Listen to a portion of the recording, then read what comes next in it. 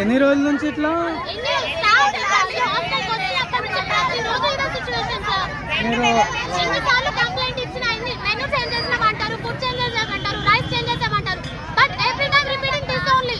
ఇది ఓన్లీ మీ హాస్టల్లోనే ఉందా? అన్ని హాస్టల్స్ లో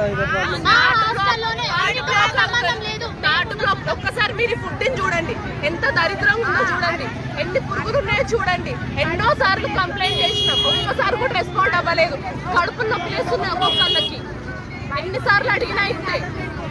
ఎంతమంది స్టూడెంట్స్ ఎఫెక్ట్ అయ్యారు దీనివల్ల? కొంతమందికి అయితే వీటి వల్ల ఒక అరౌండ్ 10 to 20 మెంబర్స్ వరకు స్టమక్ పెయిన్ తో ఉన్నారు.